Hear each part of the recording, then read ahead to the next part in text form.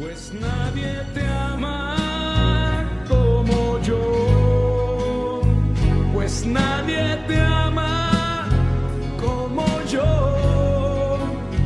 Mira la cruz, esa es mi más grande prueba. Nadie te ama como yo. Bienvenidos a Creciendo Juntos en Nuestra Fe Católica, el programa que le ayudará a conocer la riqueza de su fe y a profundizar en su relación personal con Jesucristo en su iglesia. Y ahora con ustedes, el Padre Julián Cardona. Nadie te ama como yo. Muy especial para todos ustedes que nos acompañan en este domingo, Día del Señor, primer domingo de la Cuaresma, de este tiempo tan especial que el Señor ha dispuesto en su iglesia, en la Iglesia Católica, para que en torno a su palabra, en torno también a las tres acciones o a las tres prácticas propias de la Cuaresma, que son el ayuno, la oración y el ejercicio de la caridad a través de las obras de misericordia, podamos disponer nuestros corazones para acoger a ese Jesús que se hizo uno como nosotros, que ofreció su vida para que nosotros tengamos vida y la tengamos en abundancia, y para que podamos también ser transformados en este proceso constante de conversión y seamos entonces revestidos de Cristo, hombres y mujeres nuevos, movidos por el amor de Dios. Vamos a iniciar entonces este ratito de oración y de meditación en torno a la santa palabra de Dios, diciendo: en el nombre del Padre, y del Hijo, y del Espíritu Santo. Amén.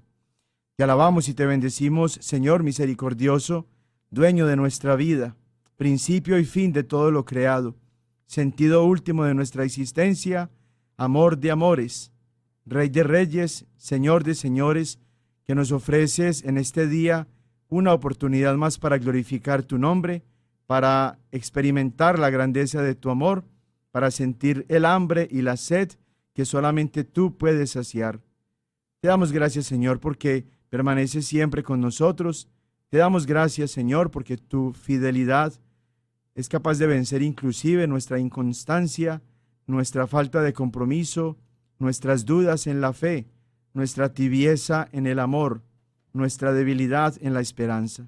Asístenos y ayúdanos con la gracia de tu Espíritu Santo, para que seamos capaces de mantenernos unidos a ti, para que en medio de las dificultades de esta vida, para que en medio de las tentaciones no nos haga sucumbir, no nos haga caer el demonio en el pecado, alejándonos así de ti y causándonos el mayor de los males que puede sucederle a un hijo o a una hija tuya, que es, a través del pecado mortal, perder la oportunidad de disfrutar contigo la vida eterna. Amén. En el nombre del Padre, y del Hijo, y del Espíritu Santo. Amén. Como decíamos, en este primer domingo de la Cuaresma, nos adentramos ya en este tiempo de preparación para la celebración de la Pascua y para seguir entonces poniendo en las manos del Señor nuestra vida misma, para que a través del auxilio de su gracia el Señor nos vaya moldeando según su santa voluntad.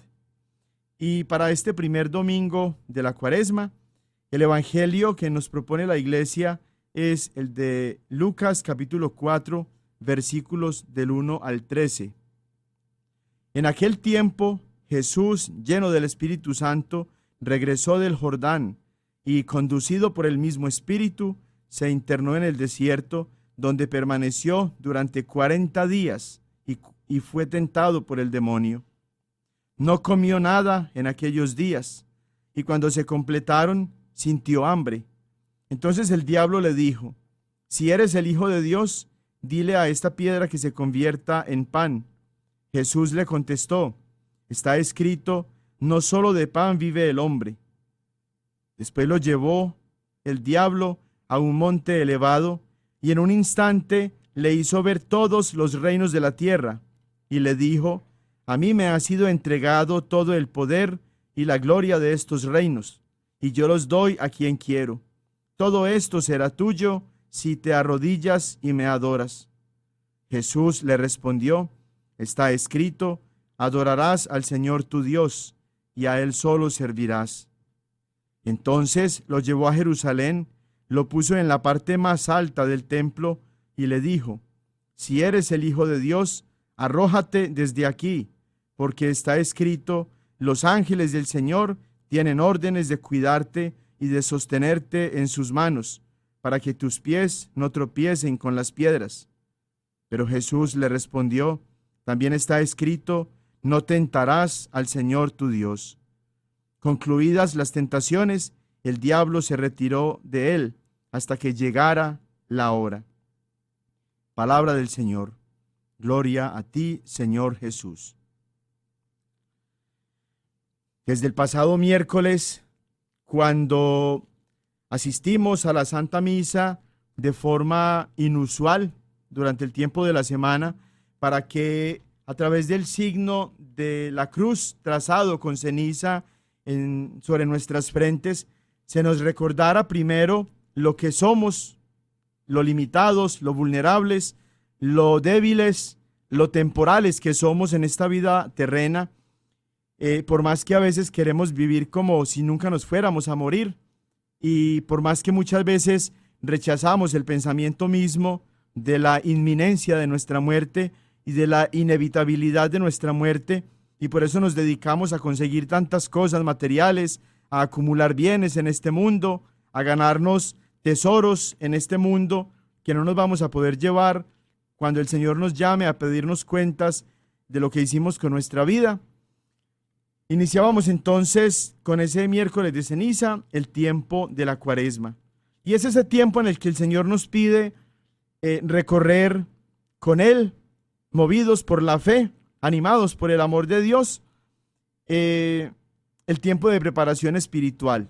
Y cuando se habla del tiempo de la Cuaresma como tiempo de preparación espiritual, no solamente para la celebración de la Pascua, sino para seguir nosotros comprometiéndonos en la fe con el Señor, necesitamos pensar en ese tiempo verdaderamente como en algo que nos sirve espiritualmente para nosotros irnos acercando más a Dios.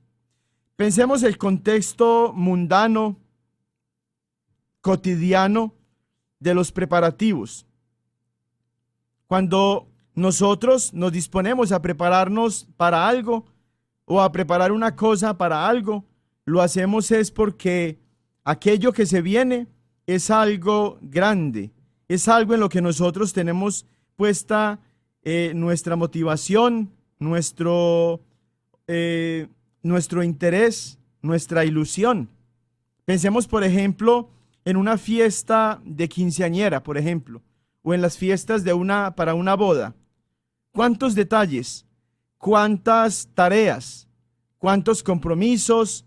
¿Cuántas acciones adicionales que nos permiten a nosotros tener como todo a disposición, de tal forma que cuando se llegue ese momento especial para el cual nosotros nos estábamos preparando, todo esté ya cubierto, nada esté fuera de control?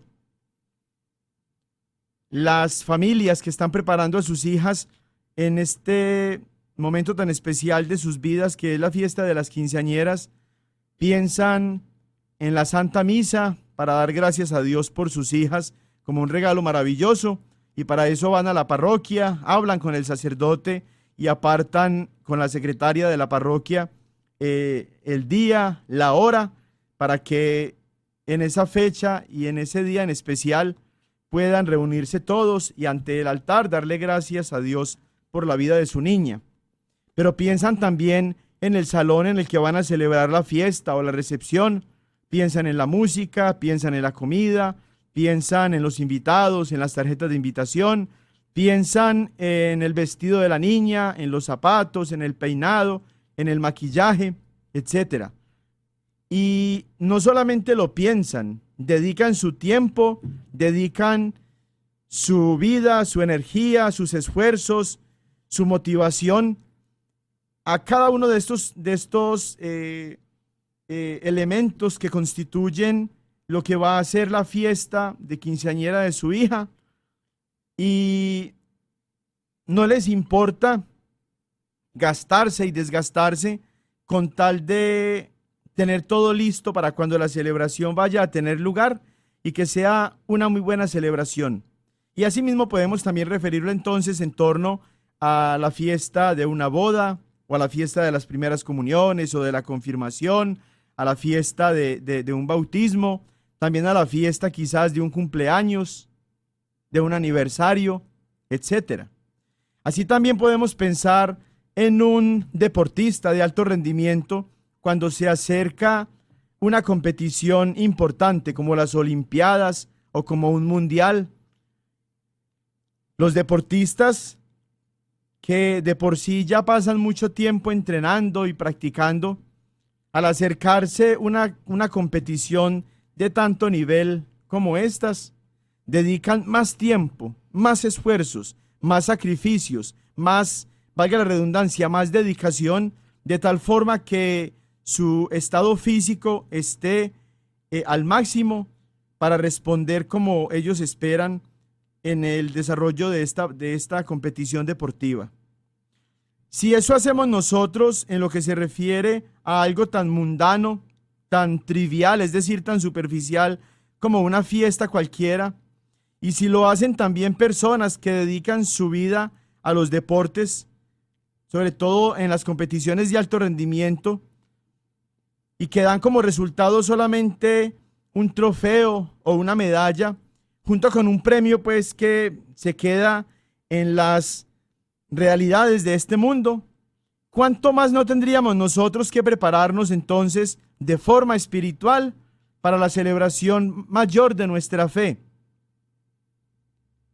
¿Cuánto más tiempo, cuánta más dedicación, cuánto más espíritu de sacrificio y de entrega no deberíamos tener nosotros como cristianos católicos, de tal forma que cuando se llegue esa gran celebración nuestra, que es la Semana Santa, tengamos un corazón bien dispuesto, tengamos nuestro tiempo, tengamos nuestra vida, tengamos nuestra familia puesta en las manos de Dios, para que esa celebración que le da pleno sentido a nuestra fe nos enriquezca infinitamente y nos permita acercarnos cada vez más a la experiencia del amor de Dios. Para muchos cristianos católicos, lamentablemente, el tiempo de la Cuaresma transcurre como un tiempo normal.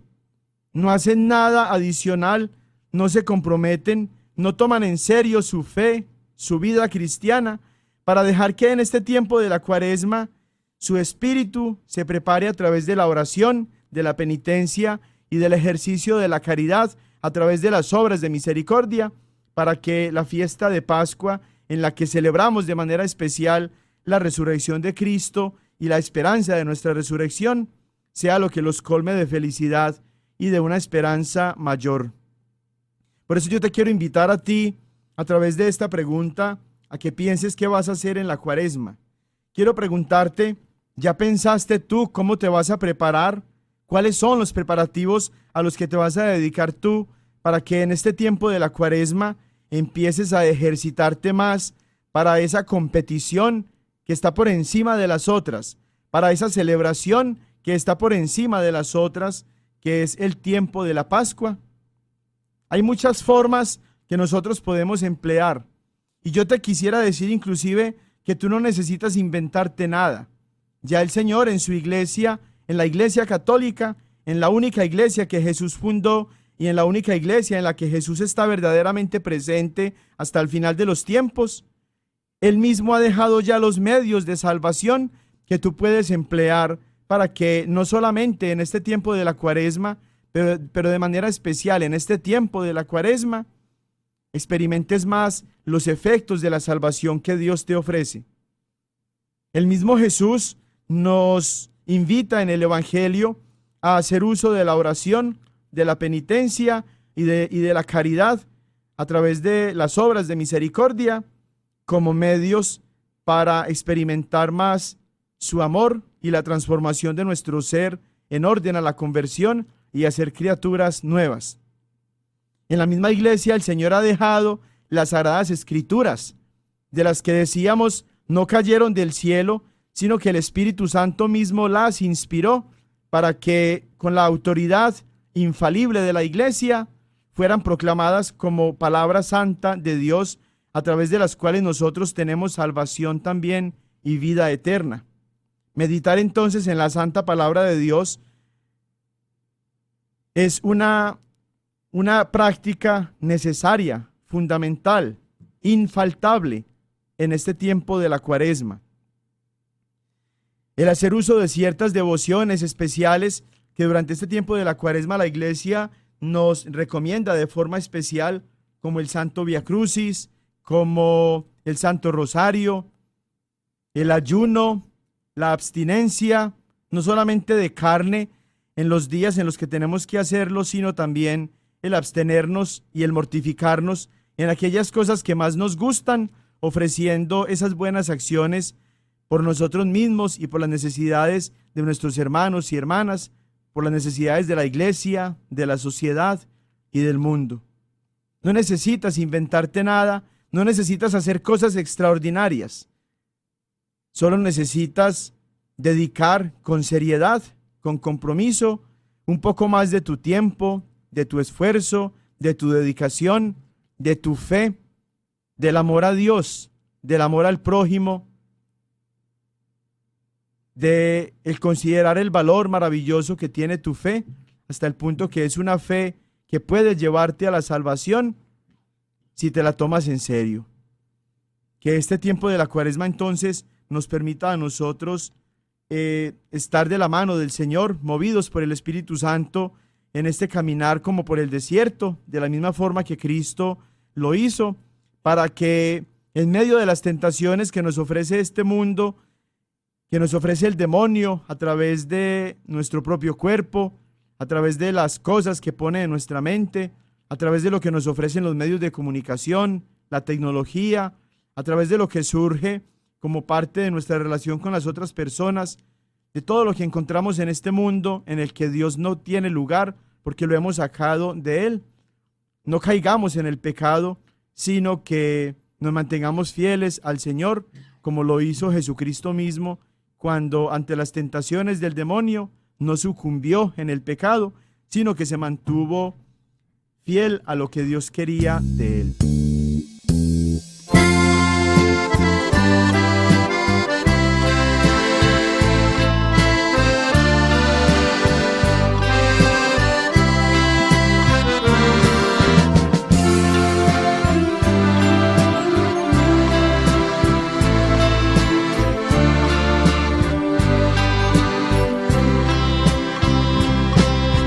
Quiero servirle a mi Cristo, porque Él me rescató, me ha sacado del error en que me encontraba yo.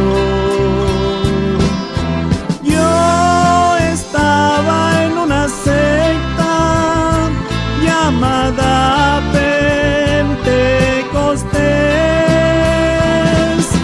y al descubrir esta trampa a la iglesia regresé.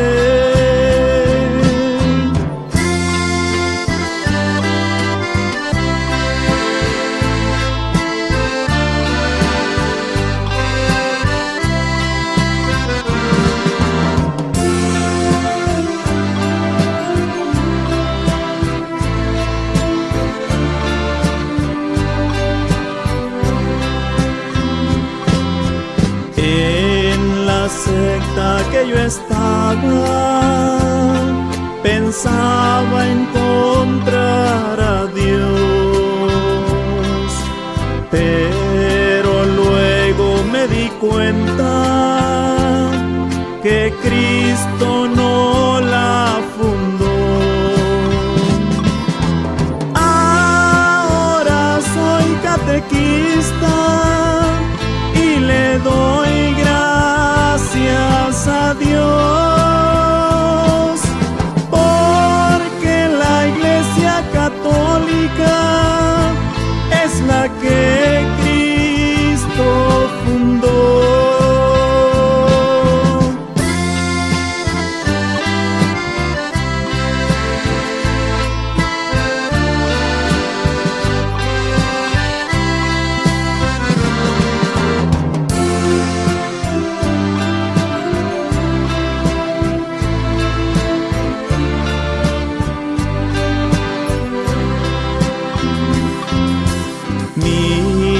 anhelo es prepararme para luchar con fervor y ayudar a mis hermanos que han caído en el error. Yo te invito, mi hermano, a reconocer tu error. Si en verdad buscas a Dios, regresa así como yo.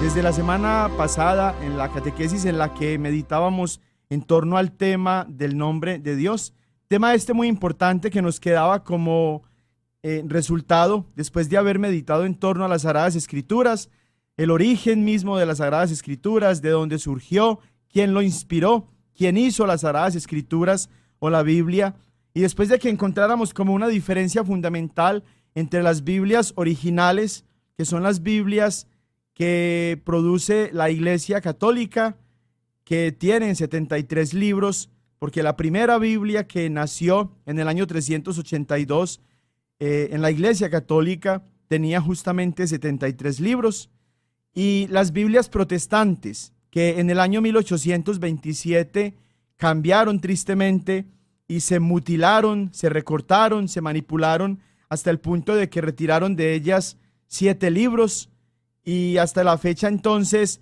los hermanos protestantes se siguen perjudicando a sí mismos con una Biblia que no contiene en la totalidad la palabra de Dios, que el Espíritu Santo inspiró para que fuera puesta por escrito y que de esta forma siguiera alimentando la fe de los cristianos.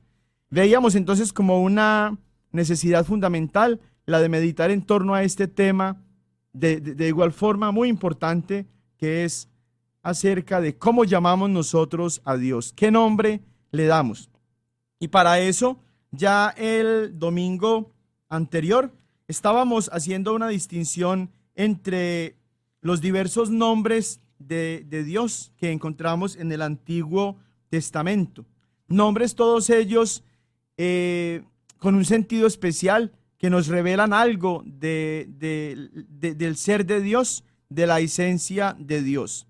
Y decíamos entonces cómo en el Antiguo Testamento, allá en el capítulo 3 del libro del Éxodo, se revela lo que viene a ser la expresión más importante del nombre de Dios en todo el Antiguo Testamento, hasta el punto que es tomada esta expresión como el nombre mismo de Dios, por más que no se revela en realidad el nombre de Dios, porque como decíamos, Dios no está limitado a las cosas, Dios no está limitado a un nombre, como todas las otras cosas de este mundo, de este universo, sino que Dios supera esa necesidad. Dios no está categorizado, Dios no está circunscrito a un nombre, porque es el ser de seres, es el Rey de reyes, es el Dios de dioses, es el Señor de señores, y es el único cuya existencia depende de sí mismo, y por tanto no puede estar él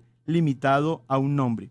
Sin embargo, decíamos cómo el tener claridad acerca de cómo llamar a Dios en el Antiguo Testamento, o cómo emplear el sagrado tetragrama o las 4 consonantes que conforman lo que en Éxodo capítulo 3 versículo 14 se revela como el nombre de Dios, es algo fundamental. Y decíamos entonces cómo no hay vocales en el hebreo antiguo, y cuando se escribía el nombre de Yahvé, cuando se escribía el nombre de Dios, se hacía solamente a través de las consonantes de ese nombre, que son las 4 consonantes a las que se les conoce, a lo que se le conoce mejor como el sagrado tetragrama o el santo tetragrama, y que a través de los años las sectas protestantes fueron malinterpretando a través de malas traducciones del nombre de Dios para convertirlo entonces de Yahvé a Jehová. Decíamos entonces que de el tomar el tetragrama y de el pronunciarlo correctamente es de donde surge la palabra Yahvé. Vamos a mirar entonces ahorita, ya comenzábamos desde la semana anterior a mirar un poquito de dónde procedía la palabra Jehová. Los israelitas del Antiguo Testamento tenían, decíamos, un profundo respeto por el nombre de Dios. Era el nombre más sagrado de Dios, porque Dios mismo había revelado este nombre a Moisés, como decimos allá en Éxodo capítulo 3, versículo 14. Más adelante, en la historia del pueblo de Israel, hubo una división entre las 12 tribus que lo conformaban. Alrededor del año 930 a.C., después de la muerte del rey Salomón, 10 tribus de Israel se negaron a aceptar como su rey a Roboam, hijo y sucesor de Salomón, y por tanto eligieron ellos a su propio rey, y rompieron relaciones con las otras 2 tribus que sí aceptaron a este rey, Judá y Benjamín, esas 2 tribus. Las 10 tribus que rechazaron a Roboam empezaron entonces a formar lo que se llamó el Reino del Norte, cuya capital fue Samaria, mientras que las 2 tribus restantes formaron el Reino del Sur, con Jerusalén como capital. Esta diferencia política explica la rivalidad que aún en tiempos de Jesús existía entre ambos reinos, los cuales se empezaron a distinguir como israelitas o samaritanos para el Reino del Norte y judíos para el Reino del Sur. Hay pasajes como, por ejemplo, Juan capítulo 4, en el que se ve a Jesús hablando con una mujer que es además samaritana, y vemos allí la reacción de los apóstoles. Vemos también, por ejemplo, en ese pasaje tan hermoso y tan conocido de la parábola del buen samaritano, como en esa parábola, en ese ejemplo, claramente Jesús ofrece la distinción tan marcada, la rivalidad tan marcada que hay entre los samaritanos y los judíos. Se debe entonces a esa división política, a esa ruptura política que ocurrió en el año 930 antes de Cristo, es decir, casi 1000 años antes de Jesús. En el año 587, el Reino del Sur, es decir, el de los judíos, fue derrotado por el imperio babilonio y la mayor parte de sus habitantes fue deportada a Babilonia. Allí en el destierro, con el tiempo, los judíos dejaron de pronunciar el nombre de Yahvé por respeto y para evitar que los paganos babilonios blasfemaran contra el santo nombre de Dios. Por esta razón, cuando ellos leían en la Biblia el nombre de Yahvé, en vez de decir Yahvé, empezaron a utilizar otro de los nombres de Dios que, como decíamos, encontramos en el Antiguo Testamento.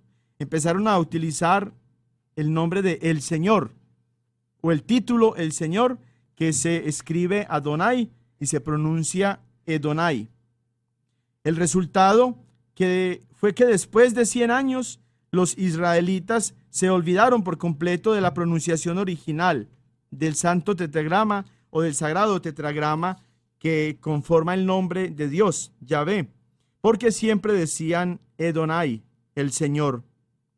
En la Edad Media, que podríamos ubicarlo en tiempo, cronológicamente podríamos ubicarlo entre el año 1000 al 1500 después de Cristo, los hebraístas, que eran aquellos descendientes de los judíos que sobrevivieron a la destrucción del templo de Jerusalén, que era un tipo diferente de judaísmo, un judaísmo procedente no ya de las fuentes originales de la fe judía, tal y como la conocemos en el Antiguo Testamento, sino que procedía de las escuelas farisaicas, que eran supremamente anticatólicas y anticristianas, por supuesto, porque habían rechazado ellos mismos a Jesús.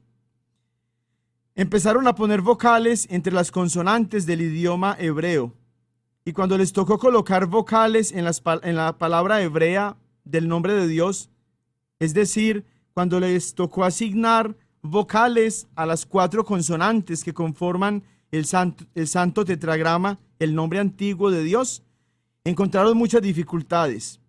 Por no conocer la pronunciación original de estas 4 consonantes del sagrado tetragrama, en las que en castellano corresponden a la Y, H, V o V pequeña y H, y en letras latinas a la J, H, V, H, y para recordar al lector que por respeto debía decir Edonai en vez de decir Yahvé, escribían siempre al margen del texto las 3 vocales de Edonai, E, O, A.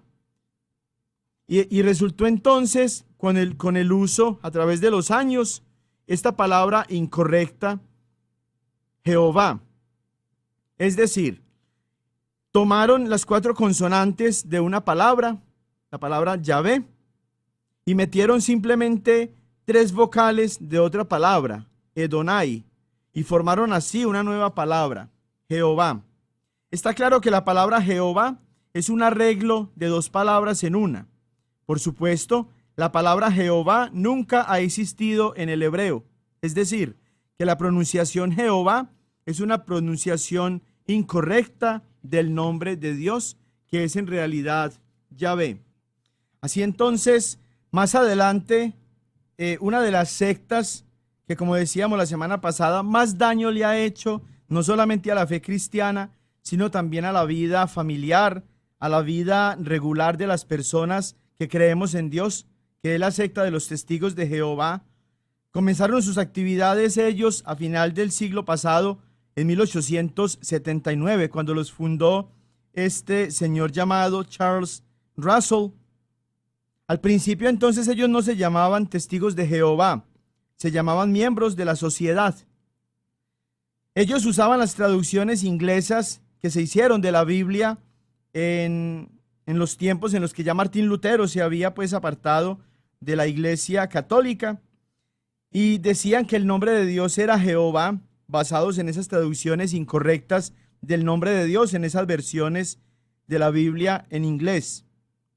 Es por eso que Joseph Rutherford, que es el sucesor de Charles Russell, fundador de los Testigos de Jehová, cambió el nombre de la sociedad a Testigos de Jehová, pero no se dio cuenta de que así estaba proponiendo, como revelado por Dios, un error en la traducción del nombre santo de Dios, que no es Jehová, sino Yahvé. Los Testigos de Jehová, en algunas de sus publicaciones, en esas revistitas que hacen de Atalaya y de Despertad, han inclusive admitido este error, pero no lo han cambiado de sus Biblias, como no lo han hecho tampoco el resto de los protestantes, que en sus Biblias Reina Valera, en el Antiguo Testamento, ponen en los 39 libros de esta Biblia Jehová como el nombre de Dios. Yahvé, que es la pronunciación correcta del santo tetragrama o del tetragrama sagrado, es una forma del verbo Javá, que en hebreo significa ser o existir, y significa yo soy el que es. Y Jehová no es ninguna forma del verbo ser, como lo hemos explicado más arriba. Jehová, volvemos a insistir, no existe en el hebreo, no es una palabra hebrea en realidad. Toma solamente las 4 consonantes del nombre de Dios, y ni siquiera las 4, toma nada más 3. Se escribía Jehová con una H al final en las primeras versiones de la Biblia protestante que empezaron a surgir. Más adelante, inclusive, al santo tetragrama del nombre de Dios le quitaron la última H del final, de tal forma que utilizan solo la J, una H y la V pequeña para ponerla junto con las vocales de la palabra Edonai, E-O-A, y formar así el nombre de Dios. Pero una persona del pueblo judío nunca en el Antiguo Testamento pronunció jamás el nombre de Dios como Jehová. Esa palabra no existe. Como los hebraístas, es decir, los que se dedican ahorita al estudio de las Sagradas Escrituras, conocedores de la lengua hebrea, ¿cómo están tan seguros ahorita de que el nombre de Dios no se pronuncia Jehová, sino Yahvé? Entre otras varias razones, la más importante y contundente era que ellos se dedicaron a estudiar la Biblia hebrea, no de los judíos, sino de los samaritanos, es decir, de los israelitas, de los del reino del norte, de aquellos que todavía permanecieron en su tierra y que no fueron deportados. Ellos nunca dejaron de pronunciar el nombre de Dios y por tanto ellos siempre lo pronunciaron como era correctamente, Yahvé, no Jehová. Otra gran prueba que podemos nosotros citar como fundamental a la hora de entender que el nombre de Dios no es Jehová, sino que es Yahvé, es cuando nosotros analizamos ciertos nombres bíblicos y cuando etimológicamente, es decir, cuando estudiamos el significado mismo de los nombres según la forma como fueron escritos, para encontrar en las raíces de la palabra el sentido, el significado de estos nombres, y encontramos allí entonces que todos estos nombres que terminan en ías se refieren al nombre de Yahvé, dicen algo al nombre de Yahvé. Y al utilizarse esta terminación en las palabras, encontramos entonces que se refieren no a Jehová, sino a Yahvé. Vamos a poner algunos ejemplos de estos nombres, tanto en el español como en el hebreo, para que miremos entonces con claridad que la forma correcta en la que estos nombres mismos remitían al nombre de Dios no era según la palabra Jehová, sino la palabra Yahvé. Isaías, por ejemplo, es un nombre propio del profeta, uno de los profetas más importantes del Antiguo Testamento. Su nombre procede del hebreo Yeshayah y significa Yahvé es salvación.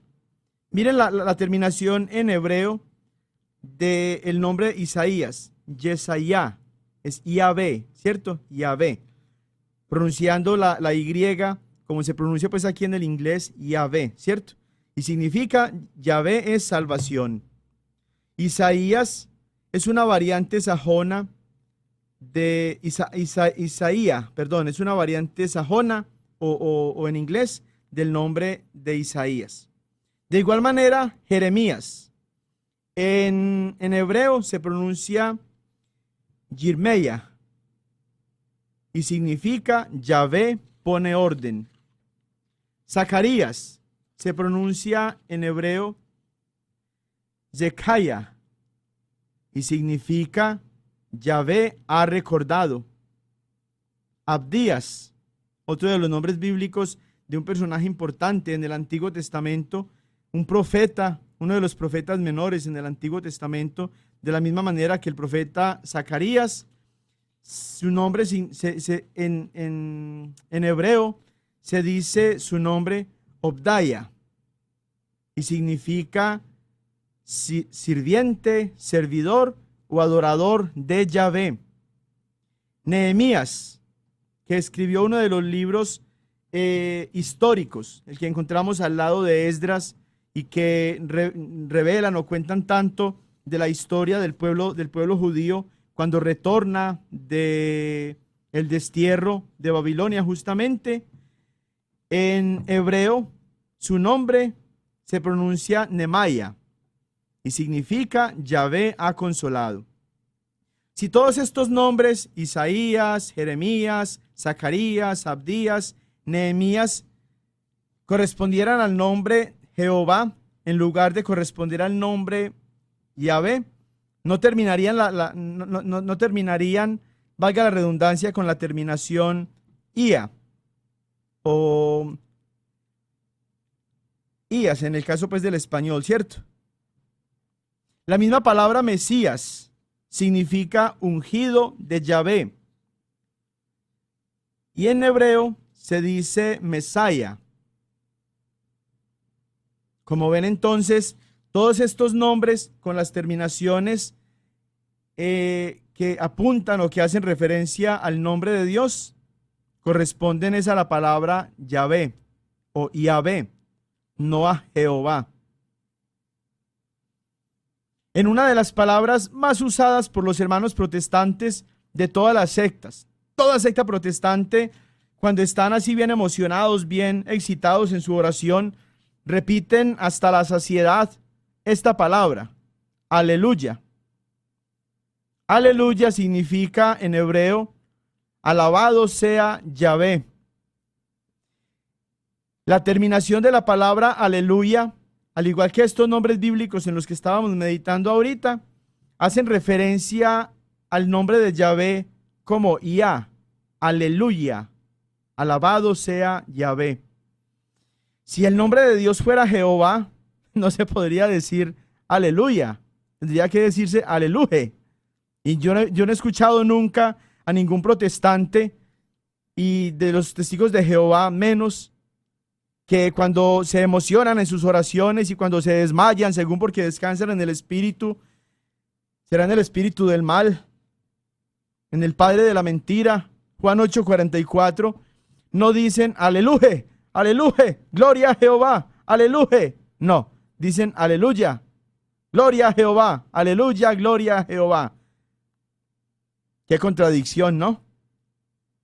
La palabra que más les gusta, el aleluya, no se refiere, no menciona, no considera la traducción que ellos hacen del nombre de Dios, y aún así la siguen usando. Los protestantes sí están más perdidos. Por eso, si ni para llamar a Dios como se debe, lo nombran como tiene que ser, imagínense en la fe, imagínense en las enseñanzas, imagínense en las doctrinas. Si están confundidos, perdidos, totalmente equivocados en lo que solamente se refiere al nombre de Dios, imagínense cómo será en lo demás, cómo será en sus enseñanzas, en sus doctrinas, y después dicen que están en la verdad. Valiente verdad. El nombre correcto de Dios es Yahvé. El invento de las sectas es llamar a Dios Jehová, pero Jehová no existe. Los testigos de Jehová son testigos entonces ¿de quién? Testigos de nadie, porque Jehová no existe. Y por eso es que en sus enseñanzas, en sus Biblias mismas, ellos están totalmente perdidos, totalmente confundidos. Y hay un hecho muy especial. Los testigos de Jehová, que han alterado tantísimo la Biblia, inclusive más que el resto de los protestantes que utilizan la Reina Valera, han cambiado sus Biblias de traducción del Nuevo Mundo de una manera tan horrible, tan irrespetuosa, tan sacrílega, tan injustificada, que inclusive han puesto el nombre de Jehová en el Nuevo Testamento. Por lo menos los otros protestantes que desde 1827 en adelante han usado estas Biblias cortaditas de 66 libros y limitaron entonces la palabra de Dios al retirar esos otros 7 libros tan importantes, inspirados también por el Espíritu Santo y que nacieron con los otros 66 libros en la Biblia de 73 libros que nació en el año 382 dentro de la Iglesia Católica. Por lo menos estos otros no han alterado de la manera como lo han hecho los testigos de Jehová sus propias Biblias. Pero resulta que los testigos de Jehová en su traducción del Nuevo Mundo han hecho aparecer en el Nuevo Testamento 237 veces la palabra Jehová. Ojo, en el Nuevo Testamento. Pero eso no es correcto. En el Nuevo Testamento se habla de Dios con el nombre de Señor, que en griego es Kyrios. Los protestantes que conforman esta secta de los testigos de Jehová, cuando encuentran la palabra Señor, que en griego se escribe Kyrios en el Nuevo Testamento, lo reemplazan siempre por Jehová. De tal manera entonces que 237 veces hacen ellos en sus traducciones de la Biblia aparecer el nombre de Jehová, no solamente en el Antiguo Testamento, sino también en el Nuevo. Esta forma de cambiar la expresión Señor, que en griego es Kyrios, en el Nuevo Testamento, por Jehová, es claramente una adulteración de los textos bíblicos. Por eso la peor versión de la Santa Biblia es la que producen los testigos de Jehová. Que Dios haya tenido compasión y misericordia de Russell y de Rutherford y de todos estos otros líderes de esta secta tan dañina que es la de los testigos de Jehová, que han cambiado tanto, que han adulterado tanto, que han tratado de destruir tanto la palabra de Dios con esas traducciones tan horribles que han hecho pues del nombre de Dios.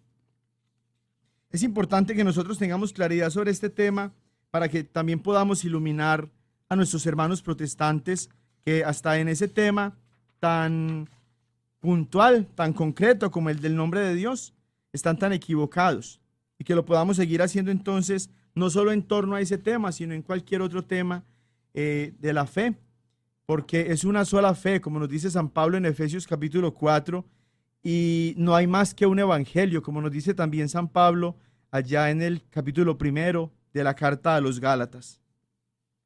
No hay otro evangelio. ¿Cuál es el sentido profundo del nombre de Yahvé? Ya habiendo pues aclarado que no se dice Jehová, que en la Biblia nunca aparece en realidad la expresión Jehová, que en el hebreo nunca existió esa palabra Jehová, sino que existió en realidad la palabra Yahvé. ¿Qué significa entonces el que este nombre aparezca en el Antiguo Testamento? Ya sabemos que Yahvé significa yo soy, ¿cierto? ¿Qué significa entonces este nombre? ¿Cuál es el significado profundo de este nombre? Digamos en primer lugar que para comprender lo que significa que Dios haya revelado su nombre, tenemos que pensar primero que todos los pueblos de aquel tiempo eran politeístas, es decir, pensaban que había muchos dioses, creían que había muchos dioses. Según ellos, cada nación, cada ciudad, cada tribu debía tener su propio Dios o sus propios dioses.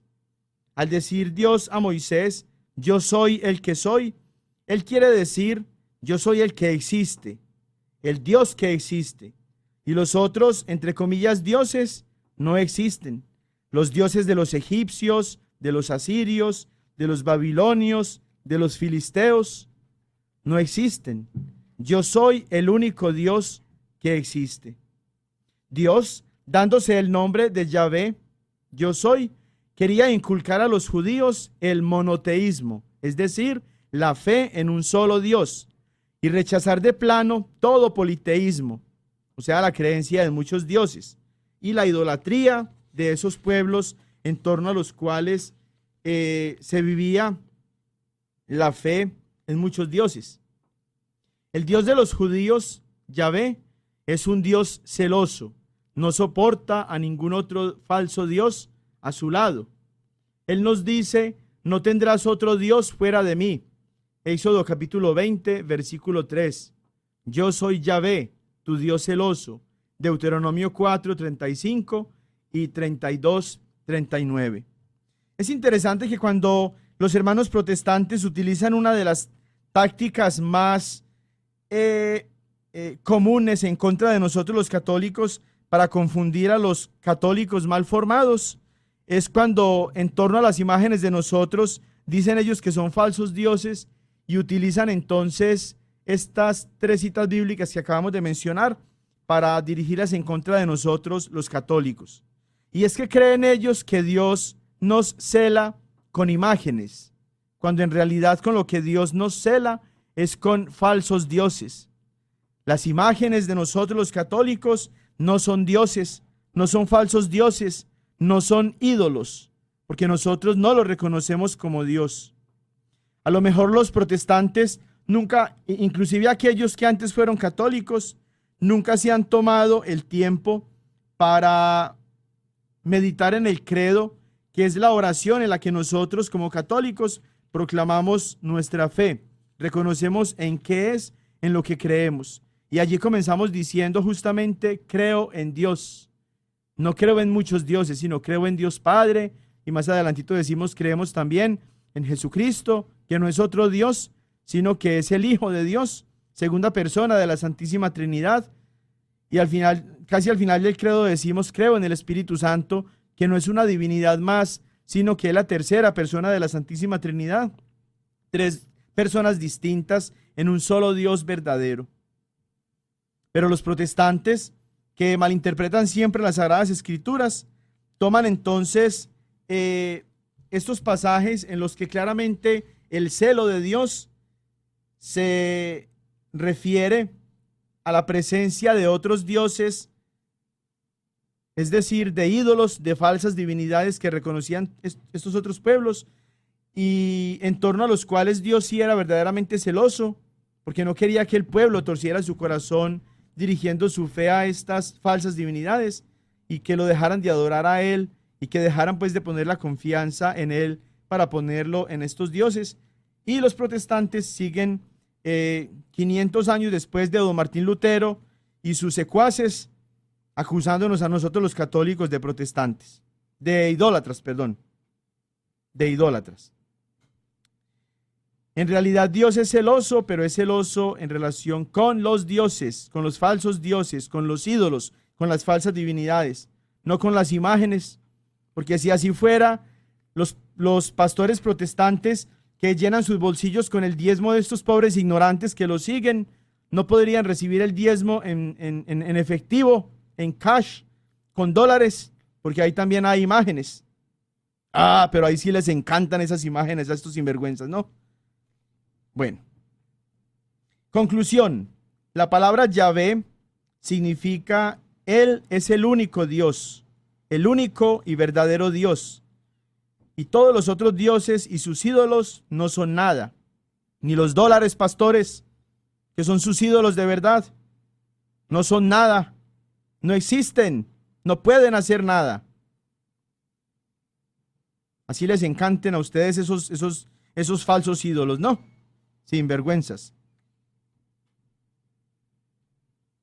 ¿Cómo llamamos a Dios nosotros que somos cristianos de verdad?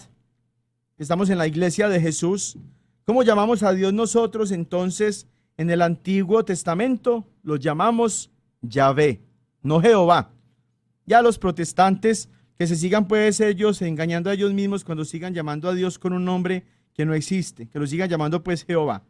Pero que ningún católico se confunda. El nombre de Dios en el Antiguo Testamento es Yahvé, no Jehová. ¿Y qué tal del Nuevo Testamento?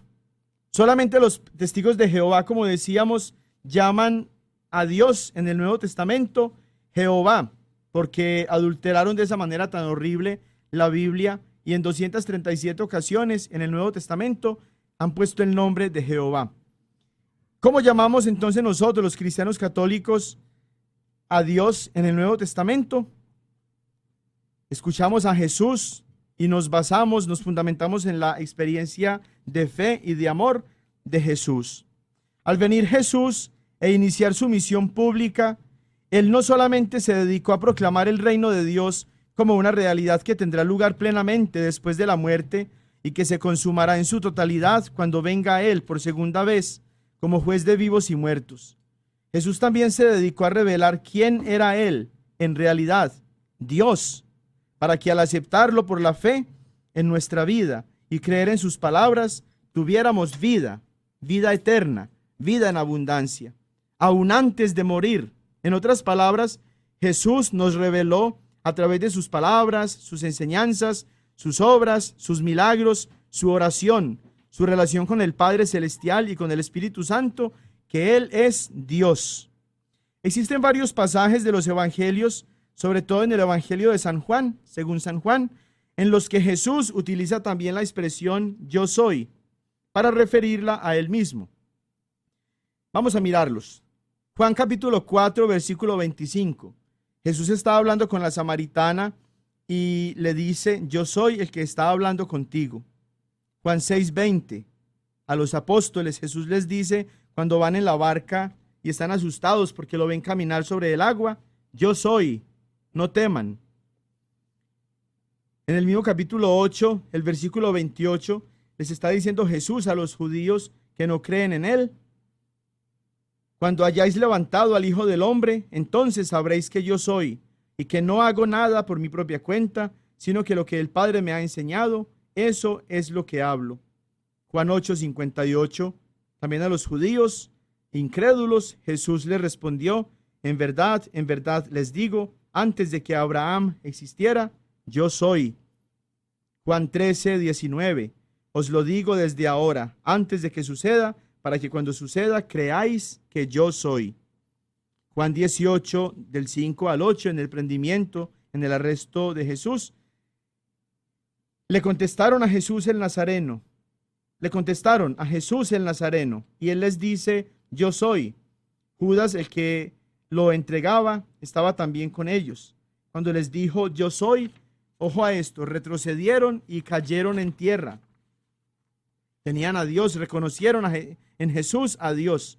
Les preguntó de nuevo: ¿a quién buscáis? Le contestaron: a Jesús el Nazareno. Respondió Jesús: ya os he dicho que yo soy. Así que si me buscáis a mí, dejad marchar a estos. Jesús vino a aclarar el misterio más profundo que hay en el ser divino. Dios es amor. Dios es un Padre que ama a todas sus criaturas y los hombres son sus hijos queridos. Jesús mismo nos enseñó que debemos invocar a Dios como nuestro Padre. Mateo 6:9, en la oración del Padre Nuestro, que curiosamente los protestantes no rezan, Jesús nos manda a llamar a Dios, no Yahvé, menos Jehová. Nos manda a llamarlo Padre. Y en numerosos pasajes del Nuevo Testamento, Jesús refiere la misma enseñanza. Juan 5, versículos del 17 al 18, Lucas 2, 49, Mateo 12, 50, Mateo 10, 32 al 33, Juan 1, 18, Marcos 2, 27, Juan 3, del 34 al 35. Numerosos pasajes del Nuevo Testamento nos permiten reconocer lo que Dios, Jesús, el Hijo de Dios, quiere que nosotros utilicemos como forma de expresarnos hacia el que es su Padre y que es también nuestro Padre. Quiere que lo llamemos Padre, porque quiere que nos sintamos hijos. Quiere que seamos nosotros partícipes de esa realidad maravillosa en la que nosotros no solo somos criaturas, sino que como Jesús somos hijos de Dios. Y hay una realidad maravillosa, ya para terminar este tema tan importante acerca del nombre de Dios, que lo encontramos en Mateo capítulo 28, versículos del 18 al 20, y es cuando Jesús nos revela en nombre de quién está nuestra fe, y por tanto, en nombre de quién es que nosotros somos bautizados. En Dios hay una comunidad de amor, en Dios hay una familia de amor, y es por eso que Jesús nos manda bautizar, y es por eso que nosotros como cristianos católicos, al invocar a Dios sobre nosotros, santiguándonos, lo hacemos siempre en el nombre del Padre, y del Hijo, y del Espíritu Santo. En el Nuevo Testamento, Dios es Padre, Dios es Hijo, y Dios es Espíritu Santo. Que esa misma presencia maravillosa de Dios amor permanezca con ustedes en esta semana, y de forma especial durante todo este tiempo de la Cuaresma, para que, animados por la fe en ese Señor y por el amor en el Dios que es Padre, Hijo y Espíritu Santo, ustedes permanezcan fieles al Señor hoy y siempre. Amén. Que los bendiga Dios Todopoderoso, Padre, Hijo y Espíritu Santo. Amén. Feliz semana. Ven con nosotros al caminar, Santa María, ven. La diócesis de Knoxville y la parroquia de Santo Tomás Apóstol de Lenoir City les agradecemos por habernos acompañado en Creciendo Juntos en Nuestra Fe Católica, y los invitamos a que nos escuchen la próxima semana por esta misma estación y a la misma hora, para profundizar en lo que significa ser un católico conocedor de su fe. Hasta pronto y que Dios los bendiga.